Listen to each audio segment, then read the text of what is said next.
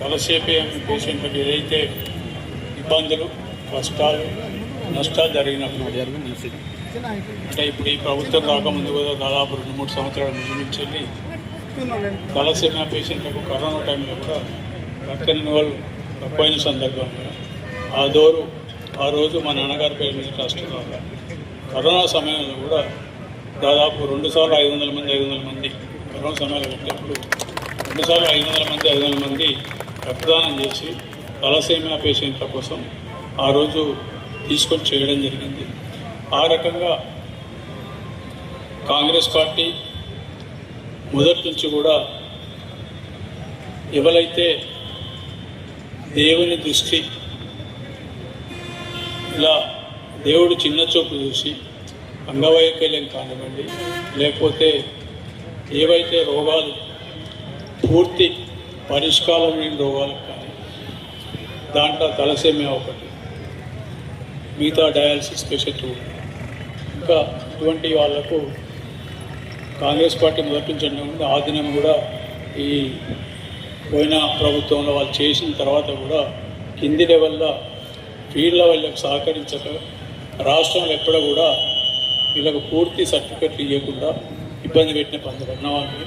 ఆ టైంలో నేను అపోజిషన్ ఉన్నప్పుడే మాట్లాడి అప్పుడు ఇక్కడున్న సూపరింటెండెంట్ వాళ్ళతో మాట్లాడేసి వాళ్ళకి చెప్పడంతో ఇలా రాష్ట్రం మొత్తంగా మంచిర్యాల జిల్లా 100% 5 మిగిలిపోవచ్చు 100% తలసేమియా పేషెంట్లకు వాళ్ళకి సర్టిఫికేట్ ఇవ్వడం జరిగింది.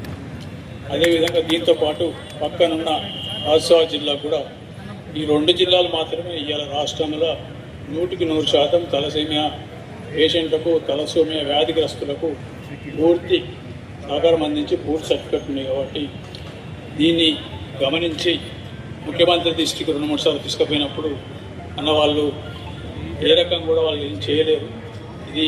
ఈ వ్యాధి అనేది ఒక 2 నెలలకు 3 నెలలకు పోయే వ్యాధి కాదు, ఈ జీవితకాలం ఉండే వ్యాధి.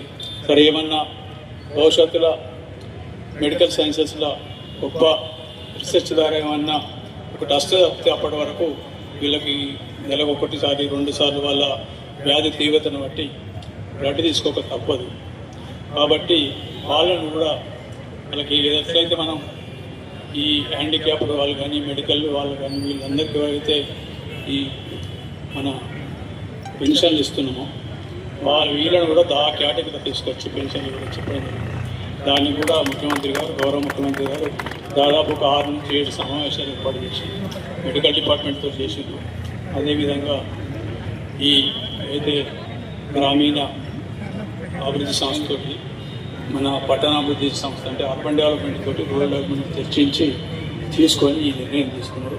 ఈ ఆగస్టు 15 నుంచి రాష్ట్రం మొత్తంలో ఎవరైతే తలసేమియా పేషెంట్ ఉన్నారో వాళ్ళకు కొత్త పేషెంట్స్ వాళ్ళకు హ్యాండిక్యాప్డ్ వాళ్ళకి ఏదైతే దేని ప్రకారం అయితే 3,000 రూపాయలు ఇస్తుందో అదే పేషెంట్ అదే విధంగా వీళ్ళకు కూడా పూర్తి పెన్షన్ ఇవ్వడం జరుగుతుంది.